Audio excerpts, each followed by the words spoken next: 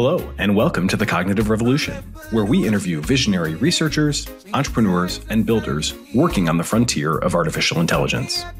Each week, we'll explore their revolutionary ideas, and together we'll build a picture of how AI technology will transform work, life, and society in the coming years. I'm Nathan Lebenz, joined by my co-host, Eric Torenberg. Hello, and welcome back to the Cognitive Revolution. Today, I'm excited to share a presentation I recently gave to the Texas State University Computer Science Club, in which I offered my thoughts on how current college students can best position themselves for success in a world of infinite AI interns.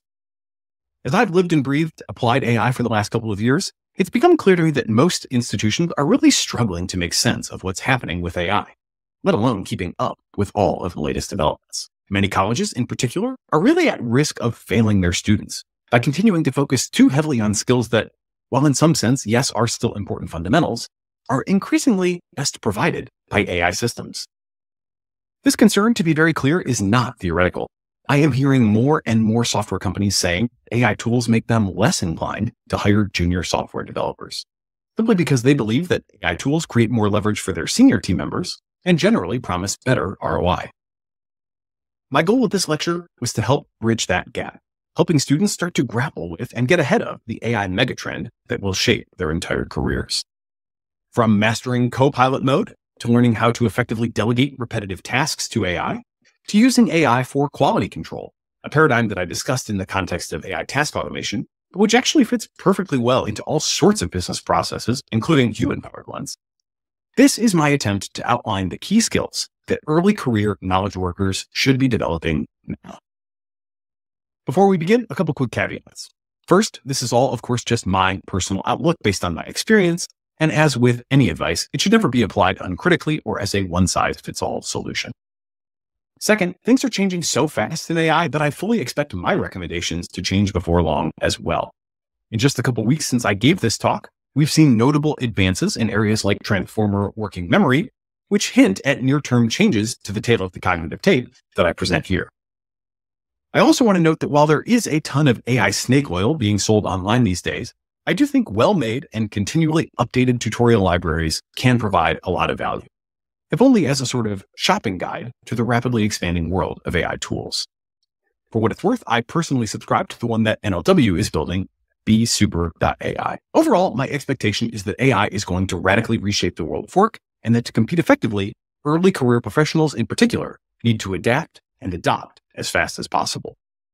So while I would not go as far as to recommend that anyone drop out of their college program or ignore their classes, I absolutely do encourage students to dedicate real time and energy to educating themselves and starting to incorporate AI into their work now. I hope this presentation provides a solid practical starting point for that journey. And if you find it valuable, I would really ask that you take a moment to share it with a student or an early career professional in your life. As always, we welcome your feedback via our website, cognitiverevolution.ai, or by DMing me on the social media network of your choice. And if you are a student, particularly in computer science or another information technology, who's looking to get into AI and could use a little guidance, definitely feel free to message me. I can suggest resources and projects, and when you're ready, I can help you connect with hiring companies, including some previous guests on the Cognitive Revolution. For now, I hope you enjoy my take on how today's college students can best position themselves for professional success in the AI era. This is how to stand out in a world of infinite AI interns. What we would do today is go through a list of things that you guys should be thinking about as the workforce is in for some significant change, and it is probably going to impact you the most. So I wanted to explain why that's the case, and then also explain what I think you guys should do about it to give yourselves a competitive advantage early in your career, which also happens to be early in the AI era. This was what I thought would be the most useful for students today. So I've titled this 10 super practical AI tips for current college students, or how to stand out in a world of infinite AI interns. So my first couple tips are really around just calibrating yourself to what's out there today. I'm sure you guys have all used ChatGPT, so forgive me if some of this is a little bit obvious or repetitive. I speak to all different kinds of audiences, and you would be amazed by how many people who are actually very smart, accomplished leaders have remarkably little curiosity about this technology and little awareness about just how far it has come already. So I always like to just set a little bit of a baseline by talking about where the technology is today. So my first recommendation in terms of what to do is understand current state of the art. This is a recommendation to just about everyone. And obviously a lot of ways to describe what the state of the art is. But the high level description that I tend to give is that AI is closing in on human expert performance on routine tasks. And the word routine there is really doing a lot of work. AI is getting really good at things where we know what good looks like. And so a few examples of that, we're starting to see, this is on a benchmark called NLU, which is a set of exams from the college and graduate school level from all disciplines. A typical human might get 35% of those questions right. An expert in the domain of interest gets 90% right. GPT-4 gets 86% right. So it's closing in on human expert performance at these discrete tasks where we know what the right answer is. Here's another one. This is a paper out of Google, out of the MedPalm series. This is MedPalm 2 in particular. This is performance on medical licensing exams. So it's, again, another one of these test-like environments. To pass is 60% score on the licensing exam, which, by the way, should give you some pause as to just how accurate your human doctor is going to be on any given topic that you might have for them. MedPalm 1 got to 67% correct. And MedPalm 2 blew past what you needed to pass. And again, closing in on that expert level, 86%. This task is specifically medical question answering. And here they asked a bunch of human doctors the same questions that they asked the AI. And then they asked human doctors to evaluate whether the AI answer was better or whether the human doctor answer was better. The top chart are the good things. These are like the desirable traits. Better reflects the medical consensus, better reading comprehension, etc.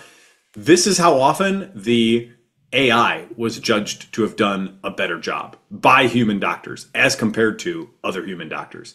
So you see that overwhelmingly the AI is getting the higher marks. This is how often the human doctor was judged to have done a better job. And this is in between where it was considered to be a tie. Then these are the bad things. So these are the things that you don't want to have. This is the only category that the AI lost, and that is basically on hallucinations. I'm sure you guys are all familiar with the problem of hallucinations. Here they describe it as more inaccurate or irrelevant information, and the AI did that more compared to the human doctor. But all the other bad things, the things that you don't want to happen in your medical question answering, the human doctors did more. So as judged by human doctors, the AI is beating human doctors on 8 out of 9 evaluated criteria. This is basically happening across the board. This is another version where they're doing diagnosis. Again, it's beating humans. There's like tons and tons of examples like this.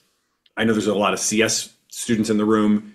Coding challenges are another area where AIs are now outperforming the majority of people who participate in coding challenges. They'll enter AI into coding challenges alongside humans. It won't be the number one contestant, but it will be above average.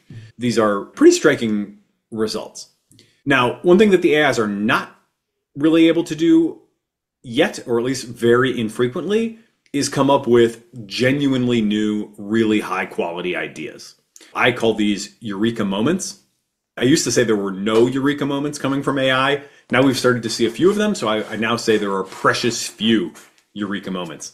Here's one example of a eureka moment. This is actually from a paper called Eureka. Oddly enough, I used to say that. And then they titled the paper Eureka. So it was like a very sort of meta thing. I was like, wow, they're reading my minds here. The task in this case is writing a reward function for a robot to learn how to do a certain task. So to unpack, that means if you're trying to do reinforcement learning to teach a robot to do a task, you need a reward function to evaluate how well it's doing on the task so that you can then train it to maximize that reward. A problem, though, is at the beginning when the robot is just fumbling around and making very little progress, you have the problem of what's called sparse reward. So that is to say, if the robot is coming nowhere close then it doesn't get any reward, then it doesn't have anything to learn from, right? It's so far off that we can't even identify, oh, that was good, do more of that. It's just totally fumbling and flailing around. This is actually why a couple of years ago, OpenAI had a project where they were going to try to get AIs to browse the web, and they were going to try to do this reinforcement learning, but they abandoned that project because they found that it was making no progress, it was getting no reward, and so it had nothing to learn from. So when you're doing a project like this with robotics, you have to oftentimes write a custom reward function. That is to say, okay, we know that you can't, in this case, it's like a robot's trying to twirl a pencil in its hand. Now, robot starts no ability to do that, and it's not coming close. So you need a reward function to at least proxy, to try to give some sense of like, how can we detect even like the flicker of you getting close so we can reward that, so we can hopefully bootstrap you into learning this task.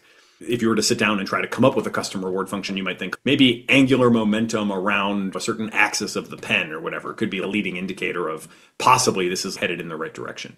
So humans do this. This is how it's done in robotics. Humans will sit there and try to think what would be close, and I'll write a reward function for this. GPT-4 is actually a lot better at writing reward functions for these tasks than humans are. And this is something that really only experts do, right? Like you don't have a lot of amateur reward functions. If you go approach a person on the street and say, hey, can you write a reward function with this robot? They'll just look at you like, I have no idea what you're even talking about. So it's not, you can't even compare to an average person. This is all compared to specialized people who like have expert or at least specialized skills.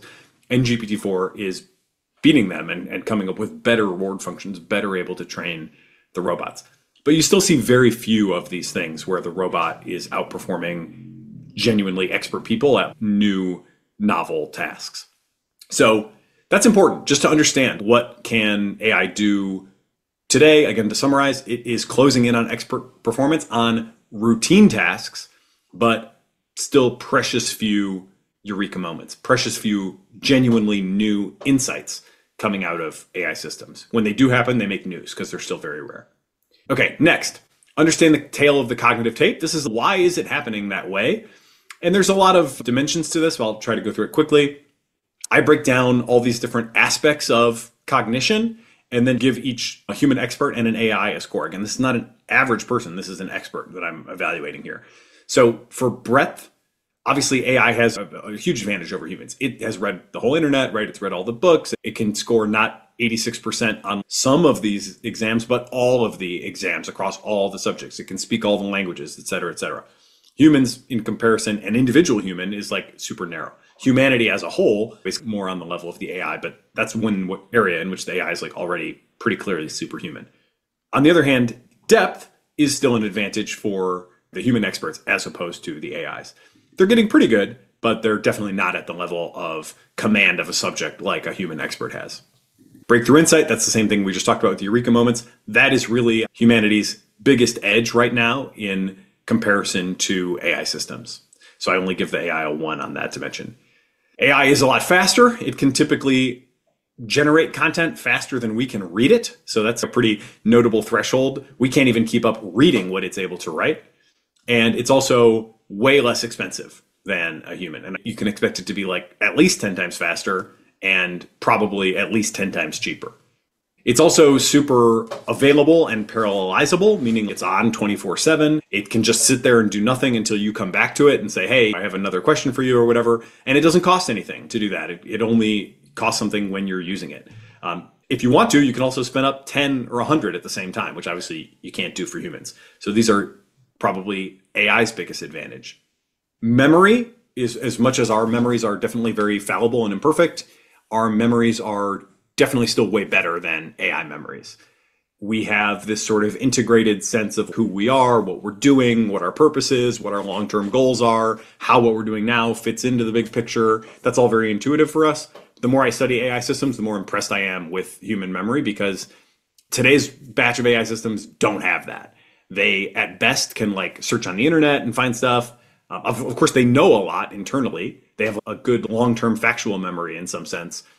But if they need to go query information on the fly, it's a brittle process. And they also have a finite working memory. They're pretty good in that working memory, but outside of that, things start to get tough. I'm sure you guys have seen systems like RAG, retrieval augmented generation.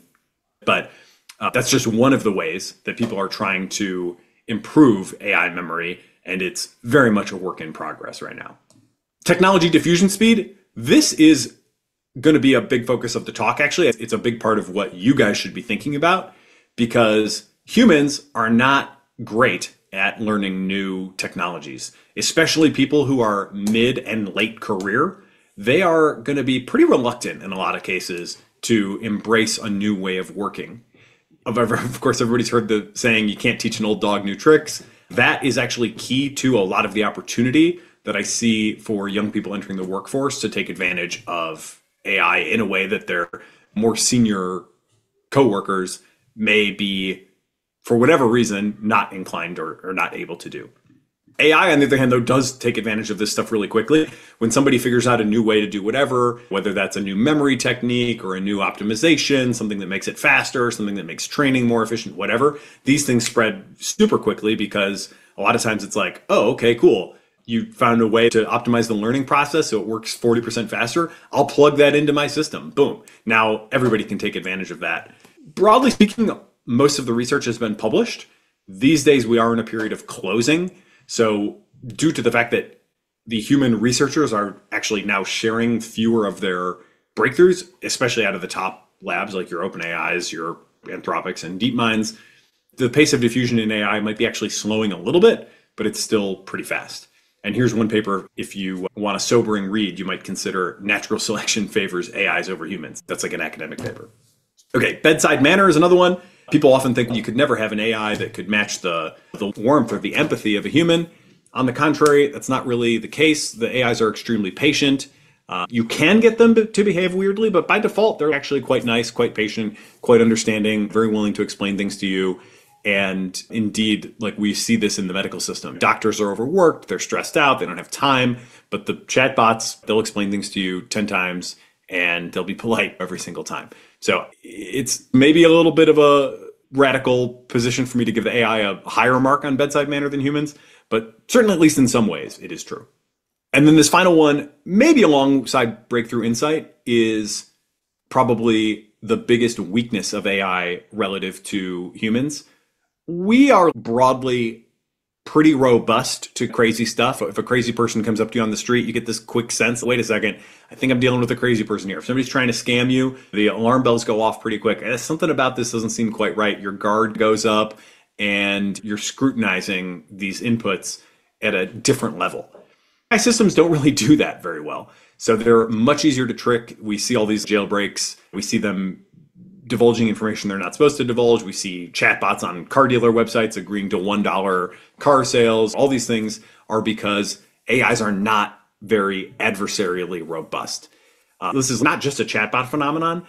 I'm sure I've heard of AlphaGo, the AI that is the world record best Go player in history. It's broadly considered to be superhuman at playing Go. I recently did a podcast episode on this. If you want to learn more about it, it's from a group called FAR AI. They found a way to create an adversarial attack on AlphaGo and consistently defeat it with a strategy that a human would never lose to. I don't play Go, so I don't know a lot about that, but they basically found that it has major blind spots. Even these superhuman Go players, when they're able to adversarially optimize against it, they were able to find ways to beat it. And again, ways that a human will look at that and be like, you lost to that? That's crazy. But the AIs just have these big blind spots. They are not adversarially robust. It's really important to keep these strengths and weaknesses in mind, because you want to play to your strengths as a human, and you don't want to be competing with the AIs in the ways that they are superhuman. A lot of people cash this out, and this is the kind of advice that people mid-career are oftentimes getting these days, and including from me. You can think of an AI as a day one employee who's pretty bright, eager, hardworking, but doesn't know anything about your business, totally lacks context, and can also make really weird mistakes. You got to be super careful to spell everything out for them, give them super clear directions, show them what good looks like, all these sorts of things. But if you do that, then you have infinite interns. Or in a coding CS type of context, people will say you have infinite entry-level software developers. So that is a radically different working environment that you guys are entering into as compared to anyone in human history. Never before did any software firm have anything where they could say, oh yeah, we have infinite junior coders or we have infinite interns? That's never been a thing, but it is now starting to be a thing. And I was just at an event not too long ago where people were like, yeah, we're not hiring as many junior coders anymore because we're really just focused on making our senior people more productive. And we think that with all these tools and the infinite interns that we can give them, that's a more advantageous strategy for us. It's going to be higher ROI for our business. So I'm definitely not one to sugarcoat things. I think this is a real challenge for a lot of people entering the workforce. You're now competing against infinite interns, infinite entry-level coders, and you want to make sure you are angling toward human strengths and away from AI strengths. Hey, we'll continue our interview in a moment after a word from our sponsors. The Brave Search API brings affordable developer access to the Brave Search Index, an independent index of the web with over 20 billion web pages. So what makes the Brave Search Index stand out? 1, it's entirely independent and built from scratch. That means no big tech biases or extortionate prices. 2, it's built on real page visits from actual humans, collected anonymously, of course, which filters out tons of junk data. And 3, the index is refreshed with tens of millions of pages daily, so it always has accurate, up-to-date information. The Brave Search API can be used to assemble a data set to train your AI models and help with retrieval augmentation at the time of inference, all while remaining affordable with developer-first pricing. Integrating the Brave Search API into your workflow translates to more ethical data sourcing and more human representative data sets. Try the Brave Search API for free for up to 2,000 queries per month at brave.com/API.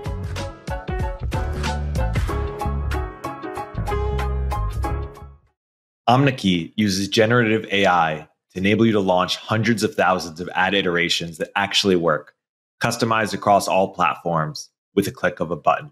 I believe in Omneky so much that I invested in it, and I recommend you use it too. Use CogRev to get a 10% discount. Okay. 3, understand the modes of AI production. This, I think there's just a ton of confusion, and so I like to try to clarify this for people. There's basically 3 ways that I see people working with AI systems today. One that's like very familiar is often called Copilot mode. Microsoft uses that term for their product. But this is basically the ChatGPT experience where you as the human are doing your thing. You might be doing your coding work. You might be writing a letter. You might be putting together an analysis. You might be brainstorming a list of things. But at some point you think, oh, what I could do is I could ask AI for help. And then you go over to it and you put in some instructions and it gives you something back and you can look at it in real time and you think, oh yeah, it's good, bad, whatever, I can use it, maybe not. There's a couple of good ideas there. This is the real-time back and forth mode where you are the pilot, it is the co-pilot. And this is definitely something that you'll see in one of my later things, like you want to get good at this. This is only one of the 3 modes though.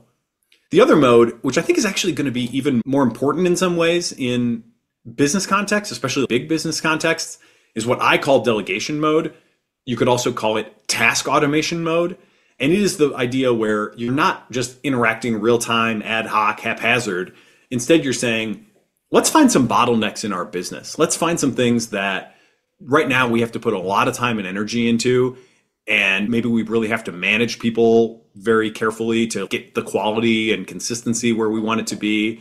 And maybe this inbox is overflowing and we're going to go hire a bunch more people to do this thing. Or maybe we would like to 10x what we're doing. We just don't have the resources to do that. Identifying these sorts of tasks and then setting up a system for AI to do that and to do it consistently in the broader context of the business. That's what I call delegation mode. And the key thing there is you want to get to the point where you are not evaluating every single AI output anymore. When you're doing Copilot mode, you have to evaluate every single output. You would be very unwise to just take the output of ChatGPT and turn it in as your paper or turn it in as your coding assignment. There have been examples, I'm sure you've seen them, where lawyers have done that. They thought the ChatGPT didn't make mistakes or whatever, and so they turned in a brief to the court. And some of those guys have lost their license because that's just outright malpractice. You have to review what you're getting out of Copilot mode. But if you do your setup right, then you can get to the point for many tasks where the AI can consistently do the task, and then you don't have to evaluate every single one anymore. You can get to the point where you actually can trust it. there's a trade-off there where you're dialing in, you're narrowing the scope, you're zooming in on a very particular problem, you're setting it up, you're controlling what the inputs are going to be, you're working through it, you're testing a bunch of inputs to make sure that the outputs are what you want. And then at some point, depending on how important it is, how high risk it would be if it did make a mistake, you can say, actually, this feels good enough now that we can actually use this as a process in our business and not have to supervise it every single time. So that's delegation mode, and that's going to come back again in a minute too. And then in the middle, the best of both worlds would be like, if you could delegate in real time, like you do in Copilot mode, but you could trust the results like you can get to with work in delegation mode, this would be the dream of agents, right? This would be like saying, hey, I just had this idea. Oh, by the way, could you go out and find 20 websites of businesses that offer whatever, accounting services in Detroit, Michigan, where I'm based, and go look at the rates that they have and then put those into a spreadsheet and come back, write an analysis of all that and come back to me when it's done. The sort of mid-scale problem that you would give to a person, if you can do that on the fly and actually get good results back, now we're into agent mode. And that's not quite there yet, but it is coming quite soon. The general consensus in the field is that the next big OpenAI release, whether that's GPT-5 or GPT 4.5 or whatever, is probably going to power a lot of those multi-step, multi-app agent use cases. But that's not quite there yet. But it's pretty safe to say it's coming. Okay, so those are the modes. So just getting clear on what mode you're actually using and being able to talk about that and have conversations where you're helping other people understand what's going on. Having this conceptual framework in your head is super useful to do that. Very simple tip, but super important. Definitely use the best available AIs. If you're using free ChatGPT, not good enough. It's absolutely worth the $20 a month. And if you have to go do a Upwork project to get the $20 a month to do it, like, again, it's absolutely worth it. There's no reason really to use anything other than one of the top tier models. Top tier models today are Claude 3, GPT-4. Actually, when I wrote this 2 days ago, Claude 3 had taken the top position. I would now say GPT-4, which just released a new version. This goes to show how quick the leaderboard can change. Now GPT-4 latest version is probably top again. Claude 3 is great. It's very good for writing. And Gemini Advanced, Gemini 1.5 is also extremely good. And Google is very much a live player in this game. There are a couple of open source options that are decent. They're all very good compared to what we had even a year ago. But I tend to stick with the very best tools, and I don't mess around too much with anything else. I basically use nothing other than these three tools. If you're going to go into the open source, you're into hobbyist land. You also have to figure out where you're going to run it. Like the very best open source models are also big, or you can run that on your laptop. It's just a pain in the butt. I would generally advise sticking with the best tools. This is, by the way, also my advice to business owners. Buy the best tools for your team. Don't cheap out. Don't be a cheapskate. I would say for you guys, don't work at a place that isn't willing to buy you the best tools either. All right, so now we get into the modes. Mastering Copilot mode, I think you guys are probably all well on your way here. Everybody has different frameworks for prompting best practices, but they largely end up being the same. OpenAI has published their official guide to prompting. Anthropic has their official guide to prompting. I have my official guide to prompting, but they're basically all saying the same thing. It's you want to make sure your instructions are very clear. One of the great rewards, especially in a software environment of working with AIs, is that it forces you to take a breath before and I used to do this all the time, and I'm sure some of you do too. Oh, I'm going to code just immediately. I'm starting to type code, class, whatever. And have I even thought about what I'm trying to do? I personally struggled with that in the past.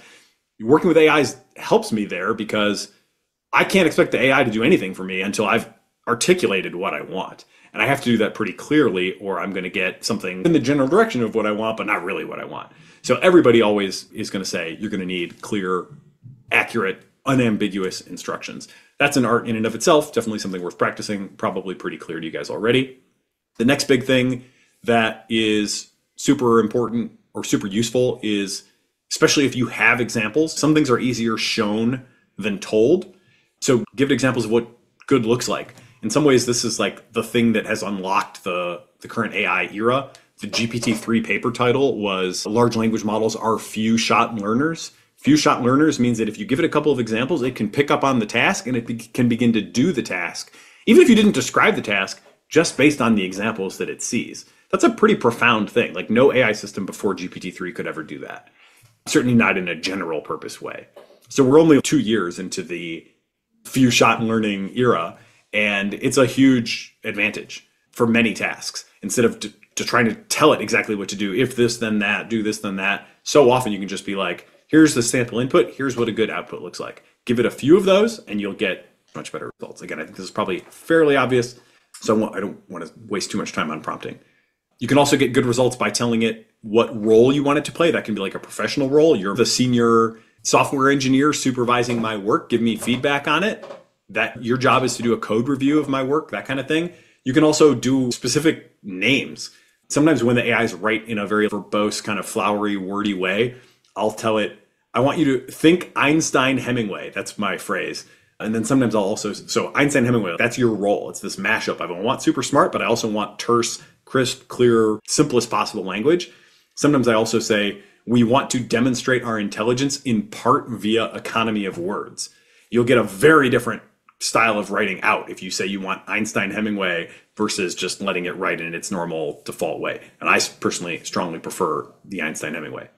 Other simple things I'm sure you've seen before, labeling your data, giving the model time to think, that's chain of thought, explain your reasoning. These days, they tend to do that by default. You can also tell it exactly how you want your answer formatted, use the format and literally give it a template for how you want it to return information to you. Again, I imagine you guys have seen this sort of thing. So everybody has their different framework on prompting. You want to be good at this. When you get a job, likely your boss will not be good at this. Possibly they will. Most of the time, they won't. So even though this stuff is like fairly basic, it is a huge advantage relative to not knowing how to do it. So a relatively simple crash course on this kind of thing can be worth a huge amount in terms of the ROI, and not just money, but time, energy. You'll just get way better results from AI. Now, AIs are also starting to get pretty good at this. This is the latest thing from Anthropic. They call it the meta prompt. Basically, what you do here is go to a collab notebook that they provide and give it a prompt, and it will give you a way better prompt based on your initial prompt. So it's a funny meta thing where the AIs are already starting to help us prompt. Crazy, but I've used this and it definitely really helps. It fleshes it out for you and you can read all the more detailed instructions and you can start to refine them. You can be like, oh, that's not exactly what I meant. Tweak. Very useful. Also in Copilot mode, definitely getting used to these coding assistants. I'm sure you guys have all used some or maybe all of these things. GitHub Copilot is the most common one. Codium AI is a really interesting one that's lesser known, but they specifically focus on code integrity. So they help you generate unit tests. They do all these sort of type checking things, all the things that you get dinged on in your homework that you might also get dinged on in a code review in your job because like somebody with a stick up is telling you, oh, you got to do this every time, whatever. And you're like, oh, do I really care? Whether that really matters is debatable and definitely depends on context, but that's what Codium is there to help you do. And it's quite good at it. I've never been great at that stuff. And so I really like Codium because it comes around and cleans up my mess and reminds me of the things that I should be doing that I wasn't doing. And Cursor is like the next evolution on Copilot where it's an AI first coding environment. How many of you guys have used Cursor just out of curiosity? No Cursor users? Oh my God. Okay, get Cursor. Definitely try it. It blows people's minds with how helpful it is. Okay, cool. If you get nothing else out of this, you should all go try Cursor. Obviously, you're going to want to watch out in Copilot mode for hallucinations and other mistakes. AI makes mistakes. It makes a lot less mistakes than it used to. It's probably going to continue to make fewer mistakes in the future, but it does still make mistakes. Okay, next one. Distinguishing yourself with delegation mode. I have a whole presentation here on AI Task Automation 101. This is something that young people entering the workforce can literally blow their bosses' minds with. And even crack into places that you might not otherwise be able to crack into by doing a little project like this and demonstrating to them what's possible. The reason these are tips is because people do not understand the state of the art. They do not understand the relative strengths and weaknesses. So if you have that and then you can bring some task automation to them and show them what's possible, a lot of times they'll be literally mind blown by what is possible. And the fact that you can do it, they're going to look at you like you have magic powers. So we don't have time for the whole task automation thing, but it's often done with no-code platforms. Many of you are in CS, like you shouldn't have any trouble using these no-code platforms.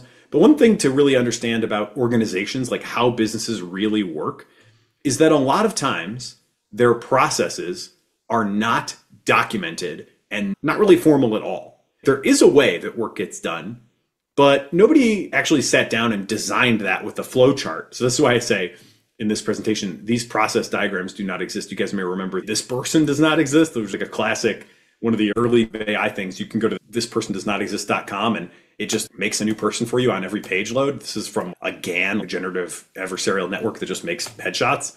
And all these people are fake, and it's a mind-blowing wow. So whatever, that's an aside. This is a sort of reference to that. But the key thing to understand is businesses have implicit processes. Nobody really designed it in a lot of cases. Nobody really documented it, but just one person knows I do this, and then I hand it off to them, and then they do something, and then it goes wherever. And people know where they fit, and they know what their responsibility is. They don't necessarily have command of the bigger picture. So a lot of what you have to do to be successful is map out these processes. They exist implicitly, but nobody's ever really gotten specific about like, how actually do we do this? So just understanding that that's the state of play, and you're going to probably have to go figure that out, map out this territory and figure out what are the inputs, what are the outputs, what's happening in between, whose responsibility is it? I use these terms, input, logic, and outputs for the AI portion.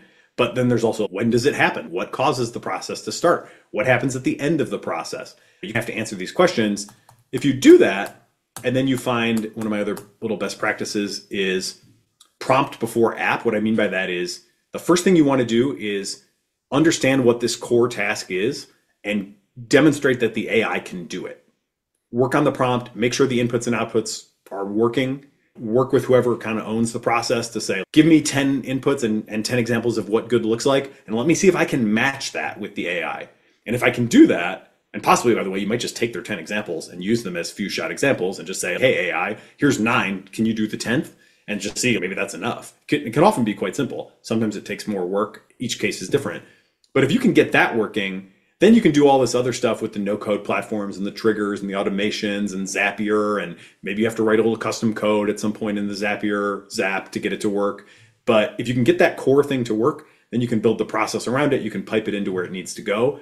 You will blow people's minds. I think one of the most common new AI jobs is just automating existing processes with AI. And these are not like sexy things a lot of times. They're things that nobody really wants to do. Write the first draft. And sometimes there may still be a human in the loop as well. Maybe it's just like we get a ton of customer service tickets. Nobody really enjoys answering those tickets. Can you write the first version of the response to the tickets? Here's 100 examples of what we've done in the past. If you can get that to work, though, in an environment where nobody else knows how to do that, you are immediately a difference maker. And that can open doors into context where you're going to have remarkable access to expertise, because these people do have something that they're bringing to the table, but it's not AI task automation. And they will love you for it if you can actually bring this and make it work for them. And one of the reasons they're going to love it is it's going to be a lot faster and it's going to be a lot cheaper than having a human do it. Hey, we'll continue our interview in a moment after a word from our sponsors. Hey all, Eric Torenberg here. I'm hearing more and more that founders want to get profitable and do more with less, especially with engineering. Listen, I love your 30-year-old ex-FANG senior software engineer as much as the next guy, but honestly, I can't afford them anymore. Founders everywhere are trying to turn to global talent, but boy, is it a hassle to do at scale, from sourcing to interviewing to on-the-ground operations and management. That's why I teamed up with Sean Lanahan, who's been building engineering teams in Vietnam at a very high level for over 5 years to help you access global engineering without the headache. Squad, Sean's new company, takes care of sourcing, legal compliance, and local HR for global talent so you don't have to. With teams across Asia and South America, we can cover you no matter which time zone you operate in. Their engineers follow your process and use your tools. They work with React, Next.js, or your favorite front-end frameworks. And on the back end, they're experts at Node, Python, Java, and anything under the sun. Full disclosure, it's going to cost more than the random person you found on Upwork that's doing 2 hours of work per week but billing you for 40. But you'll get premium quality at a fraction of the typical cost. Our engineers are vetted top 1% talent and actually working hard for you every day. Increase your velocity without amping up burn. Head to choosesquad.com and mention Turpentine to skip the wait list.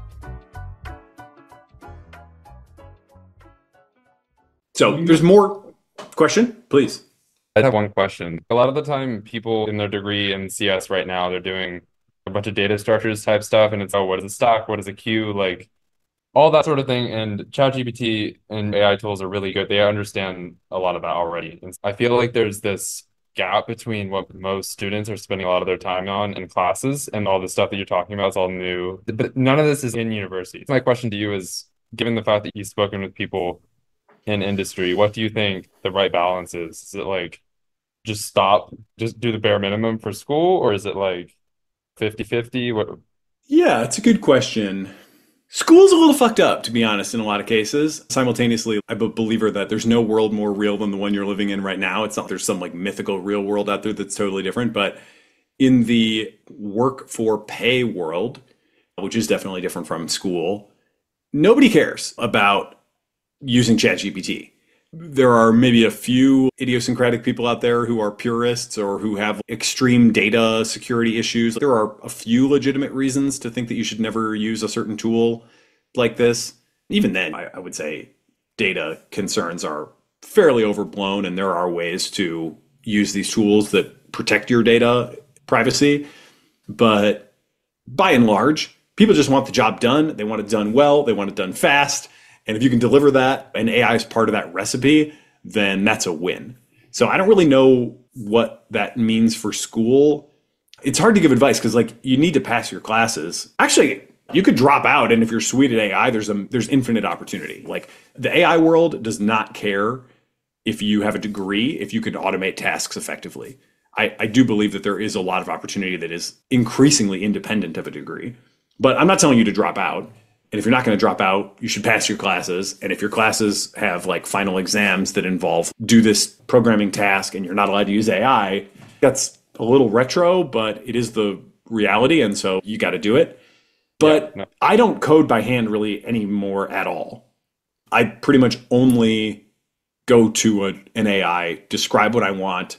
Sometimes I will curate context. So I might bring documentation from something that I'm using, or I might, if it's a code base that I'm already working in, I might copy one class in and another class in and be like, hey, I want to make a new method that does this. I don't want to implement the caching pattern from over here or whatever. And it's a much better typer than I am, and frankly, a better coder as well. But the typing alone, it saves a ton of time just to have it generated quickly.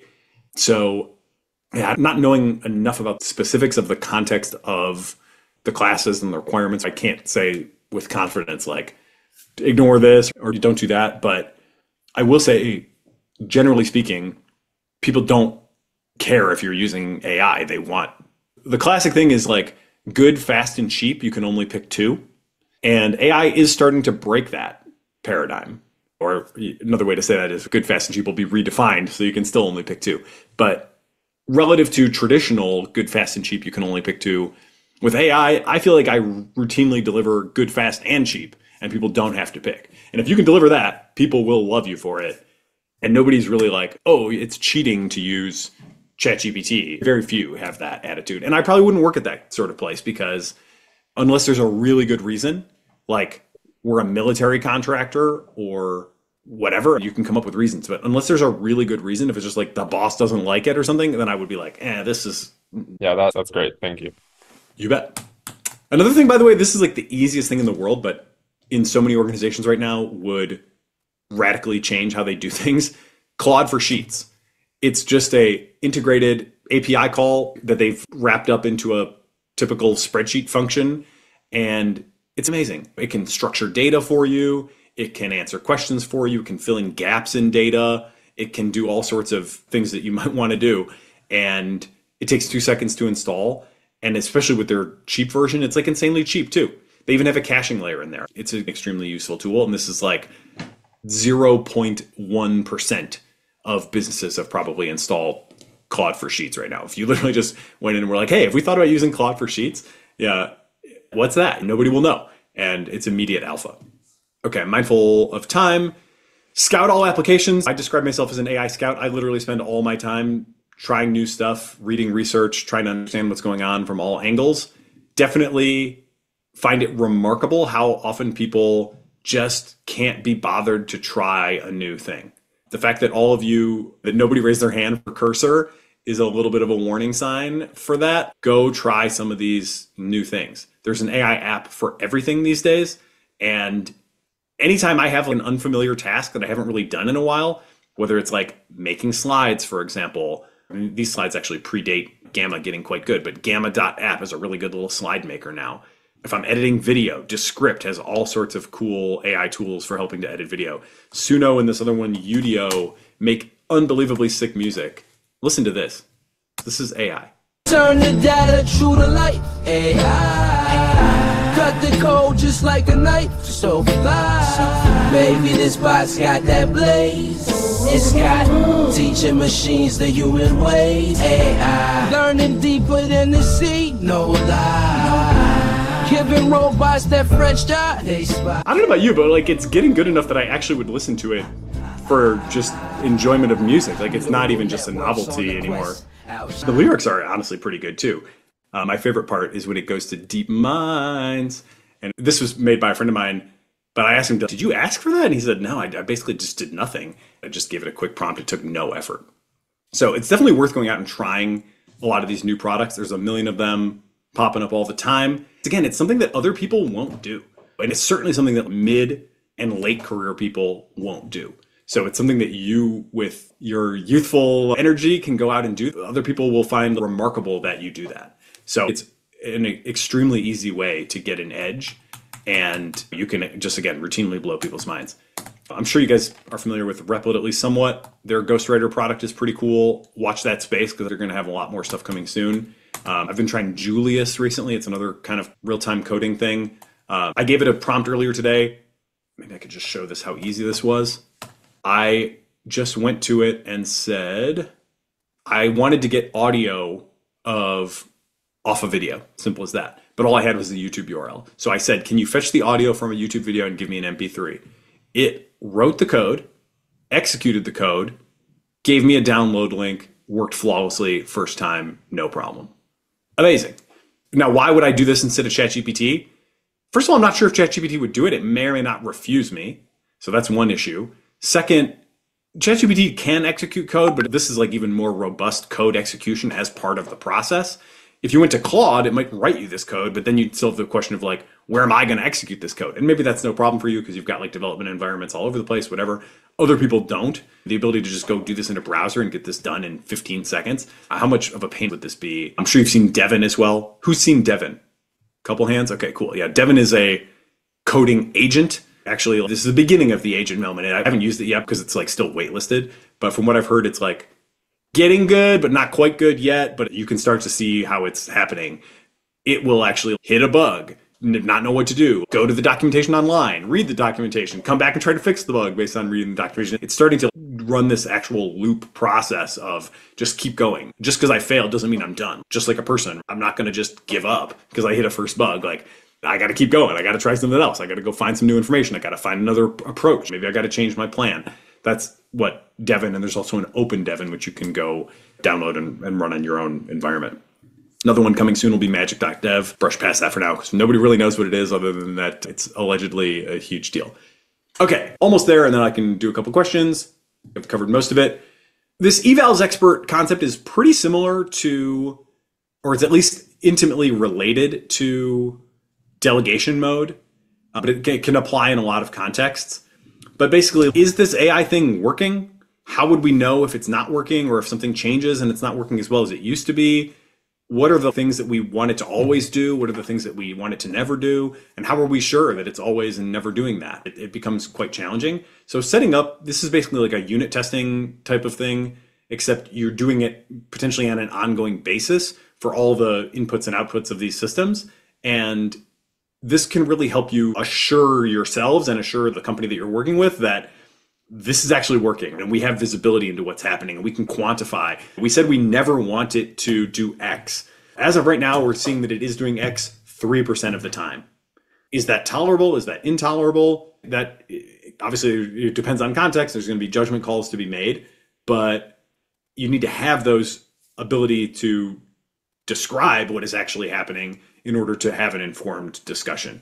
So these are sometimes called benchmarks. Evals and benchmarks are the same thing. Benchmarks are more like public. Evals tend to be, again, the same thing, but more internal. I'll show you an example. Okay. For Waymark, we have an AI write video scripts, and we have all these things that we want it to do and not do, and you don't have to worry about the details of this too much. But here's the sort of thing that you can do. Let's say, for example, we give the AI a template for a video, and its job is to write a script that fits that template. I've installed Claude for Sheets here. That's what I'm using. I use the meta prompt to help flesh out all these instructions.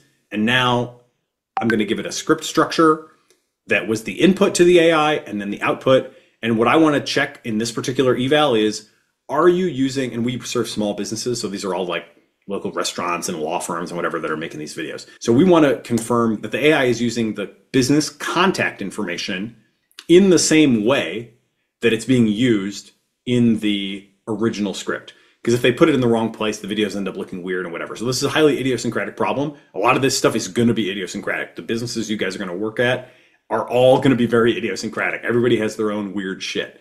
And nobody likes looking at this stuff. To sit there and say, oh, hey, can you go through 100 of these and check to see if the AI did any contact information in the wrong place? People hate that kind of work. It's super tedious, super time consuming. That also means it's expensive. And people aren't very good at it because it just gets super boring and their minds go elsewhere. And just in every way, it sucks. This is definitely the perfect job for AI. So here's what that looks like. We have a JSON structure. It doesn't really matter. And now I'm literally just calling the Claude for Sheets function and saying, here is this full script. This was just my template instruction. And I actually now put the variables here. So you can see the variables are now populated. And now we're calling to Claude, and it's going to tell us at the end of the thing, are there any places where contact information is incorrectly used? I had to workshop this for a while to get it to work, but here you have it. Okay, this is the expected answer. So we're like actually testing in this phase that Claude can do the job. But now we're going to start to use it on all of the stuff that we do so we can monitor. How often do we see that the AI script has contact information in the wrong place? So here it's like, oh, expert hair regeneration. But here we have, oh, in the actual one that it wrote, it gave a URL. That, according to our rules, is a violation. So boom, it flags it. Here's another example of that. This one, there was one, it had call today with a phone number, but in the one that it wrote, it didn't have any contact information. So that's a violation in our rules. We get to define our rules. That's a violation going the other way. In this one, there weren't a violation. So it's just told to return true. It returns true. So anyway, all this is to say, being a person who can set up these evals to quantify what is happening. Oh, you want to make sure that our AI is never doing this? Okay, cool. Let's set up a framework. It can be as simple as Claude for Sheets. There are way more advanced and complicated tools out there. But a simple Claude for Sheets where it's, give me 5 examples of where it's doing it right and 5 examples of where it's doing it wrong. I'll use the meta prompt. I'll workshop the prompt. I'll set it up. I'll be able to demonstrate that it can evaluate things accurately. And then we can use that going forward however we want. That is, again, another skill that people don't even have their heads wrapped around what they need. So if you can understand how to use evals and actually develop them, you're going to be like a unicorn in 99% of businesses in the country today. Okay, I'm going to land the plane here because I know we're just about at time. You're going to be the one that knows this. The mid-career and late-career people are not. They're going to have expertise, of course, that you're not going to have. But I think you really want to position yourself as somebody who understands this stuff and can help lead them through understanding what they don't know. These can be really basic questions like, what are the new jobs that companies are hiring for in AI? There is this concept of the AI engineer. If you haven't heard that, look that up, because that's kind of software engineering, but with a heavy AI emphasis. It's like a software engineer that can really use the AI tools and models well and actually build models into products. The ML ops specialist is like fine-tuning models, curating data sets, some of this benchmarking and eval type stuff. And then the AI implementation specialist is a little less technical. And by the way, these are all very much in flux and businesses call them different things, whatever. But these are just kind of things that I observe. This would be somebody who's like, oh, I'm going to help us set up an internal chat bot that has access to our database or has access to all of our knowledge base. So here's a super simple example. I work with a company that has 1,000 employees. They just wanted to set up a simple chat so that people can ask AI their day-to-day questions instead of having to go ask a person. They have a whole team that sits there and answers questions for the 1,000 employees. And now they're able to shift half of that work to AI. The AI doesn't know all the answers, but we gave it 250 documents. And it's a very simple thing to set that up with a off-the-shelf product. I literally just used chatbase.co for that one. Load the documents in. Couldn't be easier. But just knowing how to set that kind of stuff up is a job unto itself these days. I call that AI implementation. Also, I think sometimes really helps to have these simple mantras for people. At Waymark, I say AI or die, like you're never going to, or and I also say done for you beats do it yourself. Our thing used to be make your own video. You had to write all the copy. Now the AI writes it for you. It's a 10 times better experience. So having these little mantras that people can wrap their heads around when they're very unfamiliar with the technology really helps. 3 general ones that I say are summary, not strategy. This kind of goes back to the eureka moments.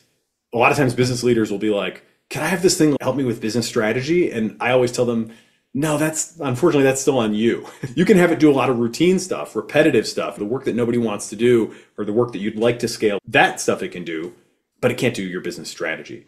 Similarly, process, not product. Whatever it is in your business that is like your unique product, don't delegate that to the AI. Delegate all the other stuff to the AI that sucks to do, or that's at least not that awesome to do.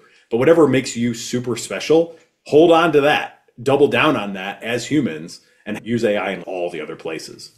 Again, convert, not create. Similar, these are just simple ways that you can communicate to people like what the AI is good for and what it's not really so good for. This may change, and that leads us to the last thing, which is just continue to update your understanding, continue to update your world model on this. We are only a couple years into AI. I would say really we're just 1 year into AI. GPT-4 was really the moment when it went from not that useful to like often very useful to a naive user. That's only been 1 year. So the systems are still going to get a lot better. The state of the art is going to change. The tail of the cognitive tape is going to change. All this stuff is going to happen. It's going to continue to evolve. So just keep in mind, we are nowhere near a static, fixed end state right now. You're going to have to keep evolving with it and follow people because this is definitely a community thing. Going back to the breadth on the tail of the cognitive tape, the AIs are bigger than us in very profound ways. They know more than us. They can speak all the languages. Because they are so big, the surface area is so vast, it takes a community to understand what is going on. Even a full year after GPT-4 was released, people are still finding better ways to prompt it that are bringing out new state of the art. So this is a very short list, but these are people that I really highly recommend, specifically for coding. This dude, McKay Wrigley on Twitter, posts super good demos. There's quite a few like him. Another one that I really respect a lot is Swix on Twitter, and his podcast is called Latent Space. He also has a blog, really good content. And if you are less into coding, but more into just kind of general business and knowledge work, then I think the number one commenter in today's world is a guy named Ethan Malik. He's a professor at Wharton and is super prolific, just came out with a book. And if there's one business school professor that your future boss will maybe have heard of, it might be this guy. So it would definitely be a good one for you to know about too. These people I trust to have good content. There's a lot of AI snake oil out there these days. 99% of people are using ChatGPT wrong. Buy my course. Don't buy that course. All the real information you need is free, and it's like freely available from good thought leaders. Buy the products. Buy GPT-4. Don't buy the like prompting secrets, because there's not really any prompting secrets you can't get for free. All right. Happy to do a couple questions. Can you tell me something about how AI is used in finance stocks, like in the finance sector a little bit? Yeah. To be honest, it's not an area I know a ton about. And a big reason for that is that a lot of it is held much more closely and proprietary as trade secret in finance than in other areas. This is actually something I just heard Swix say the other day. He was like, in finance, everybody is keeping everything a secret, whereas in like software, people are sharing methods and open sourcing stuff all over the place. So certainly like high frequency trading has been an AI game for years. And I'm not sure how much language models are breaking into like highly quantitative finance. Speed is really super important in finance, especially at least for trading style finance. So those systems tend to be much more narrowly focused versus the like broad purpose AIs that are dominating the news today. Bloomberg tried to train their own model based on all the proprietary data that they had, and they found that GPT-4 was better. Even though they had all this special data and all the whatever that they thought this would give us an advantage, in the end, still they found GPT-4 was better. So that's an interesting data point. Finance is obviously a huge thing, right? The mortgage industry is like part of finance. I think there's definitely a ton of opportunity for language models to do like document review. Are these documents in order? Is anything missing? Does anything seem wrong? There's a lot of task automation work that you could do there. Anything where there's like a checklist, right? Did the person submit this? Did the person correctly fill this form out? Does this match with this in this other form? All those sorts of things, those are like ways in which finance is similar to other business. And in that way, I think that'll happen in finance just like it happens in other places. But the more sort of trading you get, the more it's like a lot of hedge fund and big bank secrets. Where can I go to find more information on setting up my own AI to train on? Say I had a lot of data and results from people that took action on that data. I wanted to train an AI to do that. It depends on how much data you have, and it depends on how technical you want to get. You are going to be almost for sure limited to fine tuning because the amount of data that it takes to train a model from scratch. And here I'm referring again to general purpose language models. If you're talking about narrow, you can train a linear regression. That's a model in some sense. You can train a really simple thing with very little data. But assuming we're talking about like relatively general purpose language model type things, they take a huge amount of data to train from scratch. So you're going to be much more likely fine tuning one. And the easiest way to do it would be to use the OpenAI platform. They have a fine tuning API. It doesn't cost much, a couple bucks. Typically like 100 examples is enough if you want to just do one task. But one of the things to realize about fine tuning is that they've trained these models like it's a high art to train these chatbots to handle everything in the way that they do. Tons of trade-offs, tons of data to get it to say no to the things that it's supposed to say no to and do the things it's supposed to. And there's a ton that goes into that. Fine tuning is relatively easy if you are narrowing down to one task. So with Waymark, for example, we do fine tune GPT 3.5 to be our script writer. And we have hundreds of examples. The quality of the data is probably the most important thing because that's what your model is learning from. If there are mistakes in there, it's going to learn those mistakes. So you really need to have high quality data. That again comes back to the evals are really important there. How do I know what's high quality? I might define a bunch of rules as to what's high quality, and then I have to actually examine all the things with all those rules in mind. The AI can help with that. So I would say, keep in mind, you're going to be fundamentally narrowing the scope of what the system can do when you fine tune it. It is possible to fine tune in a way that can do more than one task. Standard starting place would be like a few hundred examples, maybe even fewer than that. Could be a few 10 of examples to start. Probably to really get good performance, you might need a few hundred. If it's a hard task or there's a lot of edge cases or whatever, you might need a few thousand. But somewhere in that range is enough to do reasonably good fine tuning on the OpenAI platform. And you just need to assemble high quality data and run it through. You can also do that open source. You could get a llama model or any number of open source models with techniques that are generally called PEFT, P-E-F-T, parameter efficient fine tuning. Basically what they do, you've heard, of course, like GPT-3 has 175 billion parameters, whatever. That's like a lot to mess with. Today's models are smaller. You might have a llama model that's 7 billion. That's still a lot to mess with. If you use parameter efficient fine tuning, basically most of those are just held in place constant. And then just like 3% of them or whatever are changed to fine tune it just to do whatever you want it to do. You can run that in a Google Colab notebook and could be like very limited compute requirements. So techniques there are called LoRa, QLoRa. Those are examples of parameter efficient fine tuning. LoRa is like low rank, something low rank, meaning it's not changing that much of the matrices. Yeah, that's a pretty good start. That'll take you pretty far.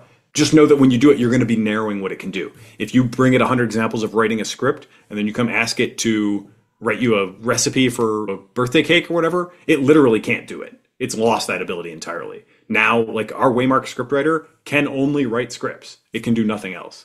That's in a way good because we don't want it to do anything else, but it's in a way bad because, this is a good tip actually also too. So I have this podcast. I do an intro essay for each podcast. I literally write one page and I read it. After doing that a bunch of times, I started to think, man, maybe I could fine tune a model to write as me. Very hard to do. I write a lot of different things. It's tough. What works a lot better is taking 30 of my essays, dropping them into Claude 3, and then saying, use the style of all these essays and write me something new. And then it will do a much better job. So in a lot of cases, you may think you need fine tuning. You really don't. You just need to give the AI a lot of examples. Every case is different. So just keep in mind that fine tuning is not always the answer. And especially I find that software engineers want to go toward more technical solutions often than are really necessary. If I were to go talk to a software engineer and say, like, how can I get AI to write as me? They're going to immediately be like, oh, let's fine tune. Let's do this. We could use LoRa. We could use this, PEFT, blah, blah, blah. The actual best answer today is give Claude 3 a ton of examples and have it do it. And it's going to beat any fine tuning you're going to do. Keep that in mind. Go out there and establish yourselves as the AI experts that these dinosaurs will never become, and they will love you for it. The Infinite Interns is like, it's on the horizon. It's here. It's not quite here. But you're in a moment where if you can establish that you're the person to go to for this kind of technology, all the business leaders are going to be looking for that. The next talk I'm giving is a group of business leaders that are all mid and late career. They're all worth millions of dollars, but they're all asking these questions. So if you can answer these questions for them, then they will hire you. Awesome. Thank you so much. My pleasure, guys. I hope this was helpful.